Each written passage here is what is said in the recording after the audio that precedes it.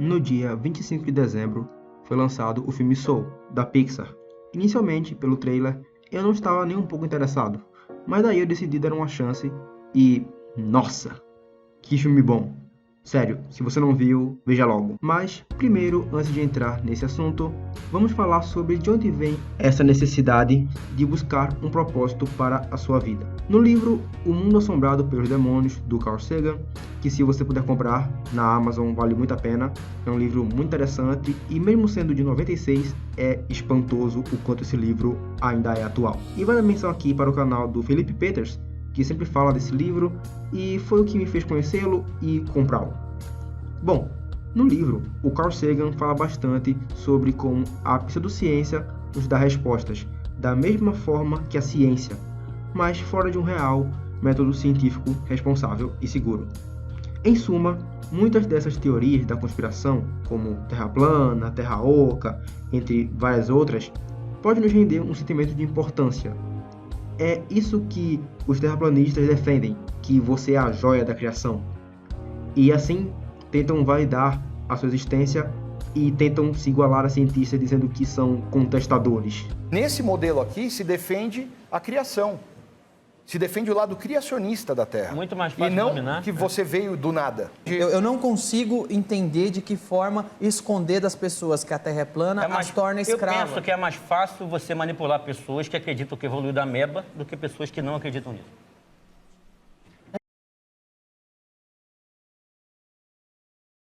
E a religião também nos dá isso. Afinal, ela é uma interpretação humana dos acontecimentos da natureza, como, por exemplo, os deuses greco-romanos. E vale a menção para o ponto de que essas divindades são inicialmente ideias criadas por pessoas, que não significam nada até que se tenha fé, mas também não quer dizer que isso vai tornar a divindade real.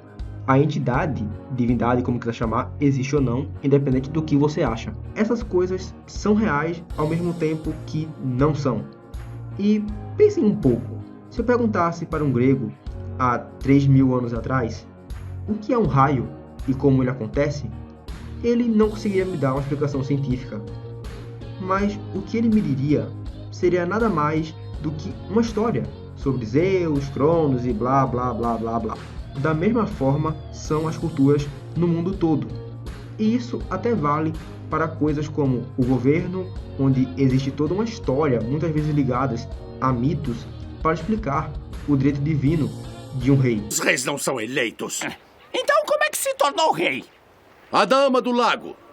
Seu braço, coberto com o mais puro samito cintilante, ergueu Excalibur da superfície da água, anunciando por divina providência que eu, Arthur, deveria carregar Excalibur.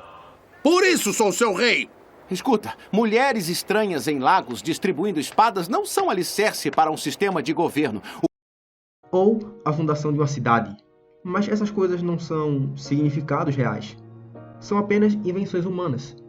Mas quando a ciência de fato aparece, nenhum assunto para ela é restrito. Então, de fato, existe a contestação e a apresentação de resultados palpáveis e reais. Contudo, quando a ciência se tornou cada vez mais influente, a vida ao mesmo tempo se tornou cada vez menos interessante.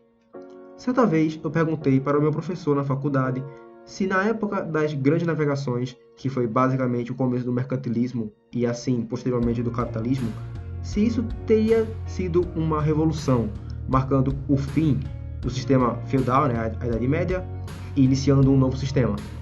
Mas o que ele me disse é que aquilo foi muito mais o último suspiro daquela época do que de fato uma revolução.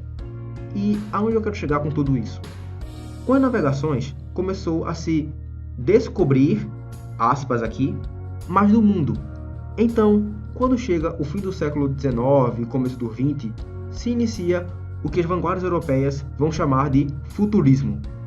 Com a chegada do cinema, barcos a vapor, aviões e uma conexão e entendimento de mundo muito grande que veio muito rápido, que um certo tédio foi se apossando da Europa, que agora que havia descoberto, de novo, ênfase nas aspas, tudo, as viagens marinhas não eram coisas só para aventureiros, nem possuíam mais os medos ligados a monstros marinhos ou deuses vingativos, E é aí que surge o velho bigodudo com o niilismo.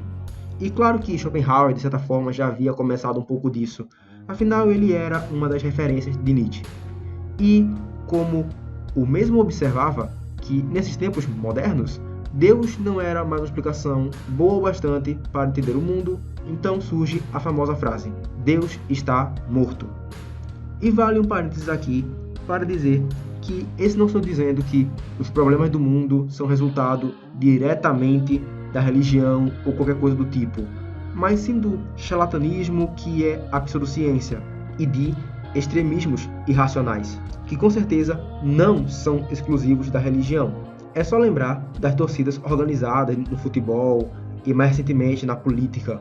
E como falei, todas são coisas inventadas, mas claro que você pode defender seus ideais. Então, no mundo onde a força das crenças místicas estava reduzindo, de certa forma, a vida também perdeu um pouco do seu significado. Os vikings, por exemplo, para eles o sentido era uma morte no campo de batalha com honra e assim ir para Valhalla.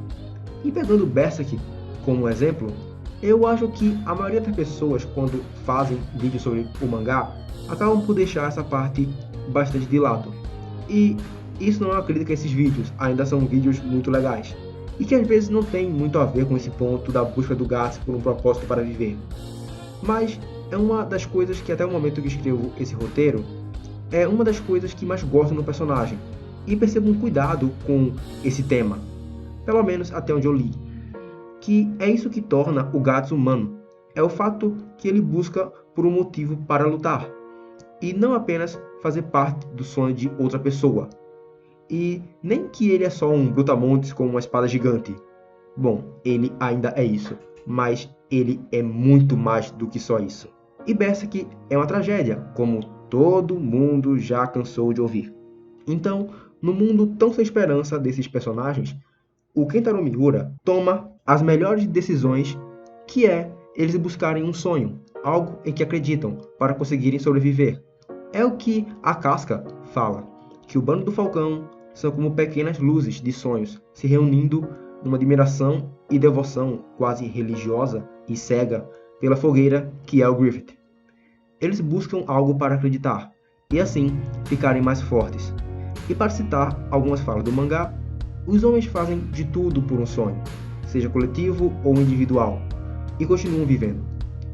Mas mesmo sem um sentido, nós iremos continuar vivendo, mesmo sem ambições ou sonhos, assim como os animais. Já no caso de Logan, que, para ser sincero, não tem tanto a ver com esse vídeo, mas eu gosto muito do filme e essa me parece uma boa oportunidade para falar dele.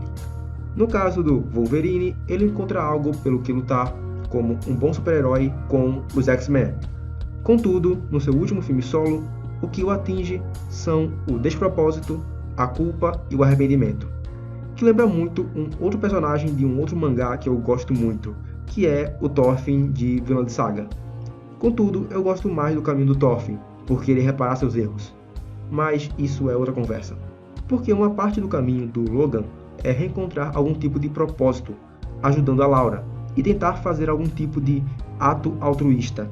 Afinal, todos os mutantes já se foram, e ele vive num mundo onde carrega um legado inútil, que não é mais aquela, por assim dizer, época dourada.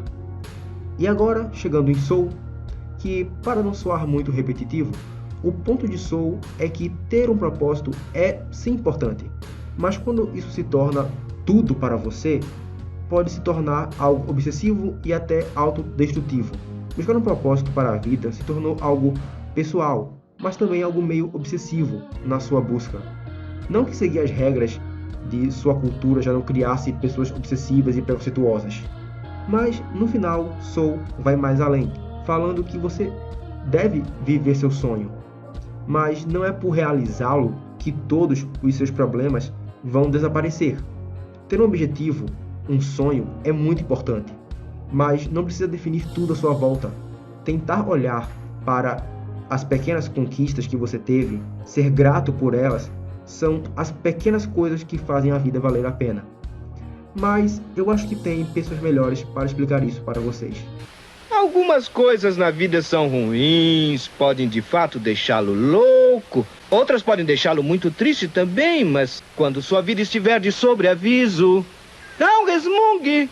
Dê um sorriso e só isso vai fazer tudo melhorar. E olhe sempre pro lado bom da vida. O meu nome é Ítalo e antes de encerrar o vídeo, eu tenho que fazer um pouco de merchan aqui, pelo fato de que não é nada demais, pra ser sincero.